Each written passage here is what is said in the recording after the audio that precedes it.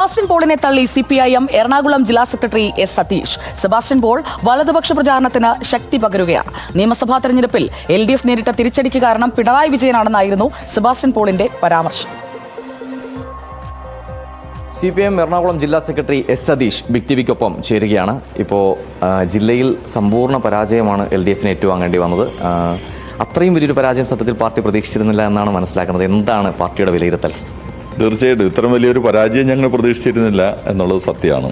ഇവിടെ 5 മണ്ഡലമാണ് നമുക്ക് 2021 ഉണ്ടായിരുന്നത്. അപ്പോൾ അത് നിലനിർത്താൻ കഴിയും, കുറച്ചുകൂടെ മെച്ചപ്പെടുത്താൻ കഴിയും എന്നുള്ള ഒരു വിലയിരുത്തലായിരുന്നു ഉണ്ടായിരുന്നത്.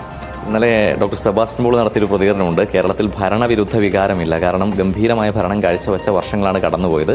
ഇത് പിണറായി വിരുദ്ധ വികാരം മാത്രമാണ്. അതുകൊണ്ടാണ് ധർമ്മടത്ത് സ്വന്തം മണ്ഡലത്തിൽ പോലും അദ്ദേഹത്തിന് പിടിച്ചു നിൽക്കാൻ കഴിയാത്ത നിലയിലേക്ക് ഇടിഞ്ഞ് താഴേക്ക് പോകുന്ന നിലയിലേക്ക് റിസൾട്ട് വന്നതെന്നാണ്.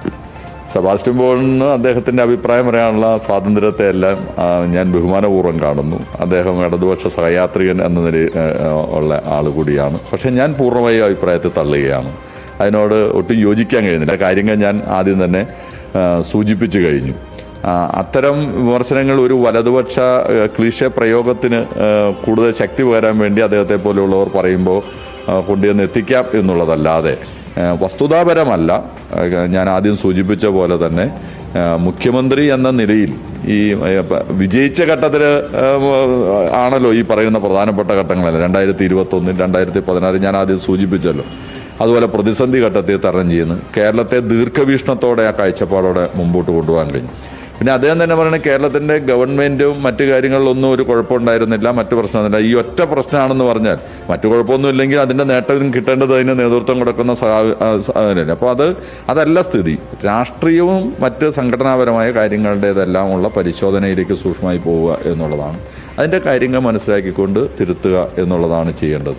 എന്തായാലും LDFന് ഈ തെരഞ്ഞെടുപ്പുമായി ബന്ധപ്പെട്ടുണ്ടായ പരാജയം അത് രാഷ്ട്രീയ കാരണങ്ങളാണ്. ആ കാരണങ്ങൾ വിശദമായി പാർട്ടി പരിശോധിക്കും. അതുപോലെ ഈ തോൽവിയുടെ പൂർണ്ണമായ ഉത്തരവാദിത്വം പിണറായി വിജയന്റെ തലയിലിടുന്നത് അംഗീകരിക്കാൻ കഴിയില്ല എന്നും ജില്ലാ സെക്രട്ടറി എസ് സതീഷ് പറഞ്ഞു വെക്കുന്നു. വീഡിയോ ജേർണലിസ്റ്റ് അക്ഷയ ദിലീപിനൊപ്പം Ali Akbar Shah, Big TV journalist, Kochi.